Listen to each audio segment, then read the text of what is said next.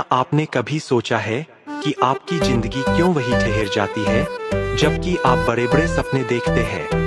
क्यों कुछ लोग सफलता की ऊंचाइयों तक पहुंच जाते हैं और कुछ वही के वही रह जाते हैं?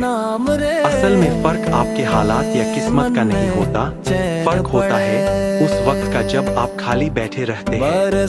खाली दिमाग न केवल आपको सुस्त बना देता है बल्कि आपके सपनों और आत्मविश्वास को भी धीरे धीरे खत्म कर देता है। यह कहानी है सुरेश नाम के एक नवयुवक की जो किशनगंज नामक कस्बे में रहता था।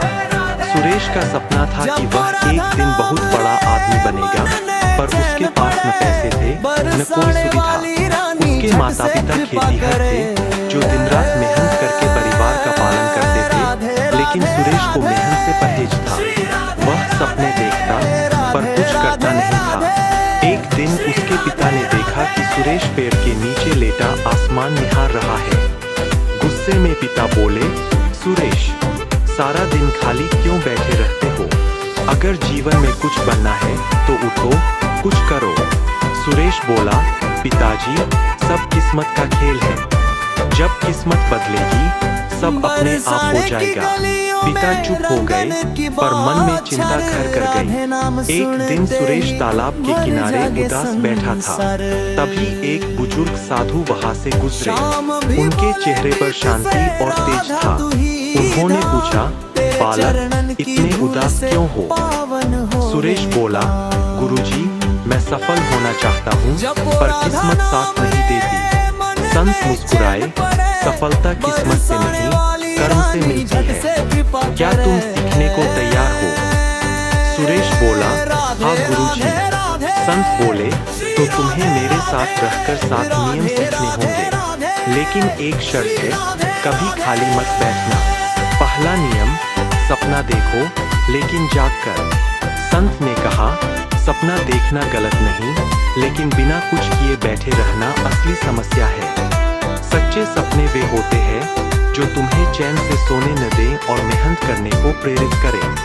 दूसरा नियम, काम में लगो, खाली बैठना मौत है। संत ने उसे 101 पत्थर उठाने को कहा।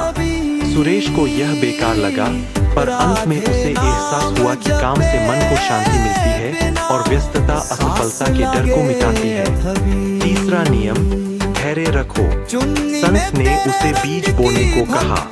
सुरेश जल्दी परिणाम चाहता था, पर संत ने सिखाया, बीज और सफलता दोनों को समय चाहिए। जो धैर्य रखता है वही असली फल पाता है। चौथा नियम, सीखना कभी मत छोड़ो।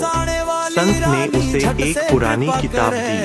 पहले उसे बोरियत हुई, लेकिन धीरे धीरे उसने ज्ञान का महत्व समझा। संत बोले, जो सीखना बंद कर देता है उसका विकास भी रुक जाता है। पांचवा नियम, असफलता से डरना नहीं, उससे सीखना है।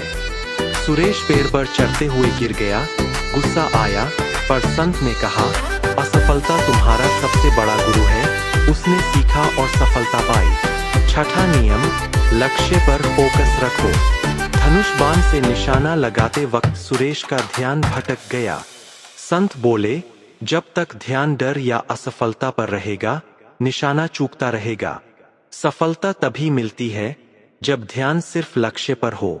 सातवां नियम, कभी मत रुकना। संत बोले, सफलता कोई मंजिल नहीं, यह एक यात्रा है। जो चलता रहता है वही सफल होता है।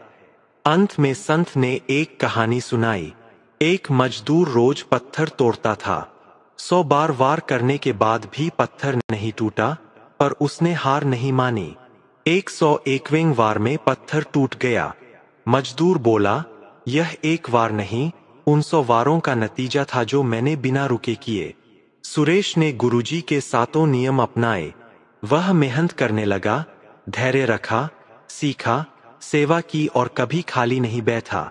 कुछ वर्षों में वह अपने गांव का सबसे सफल व्यक्ति बन गया। जब लोग उससे सफलता का रहस्य पूछते तो वह मुस्कुराकर कहता, कभी खाली मत बैठो। जब तक सांस है तब तक कर्म है, और जब तक कर्म है सफलता हमेशा तुम्हारे साथ है।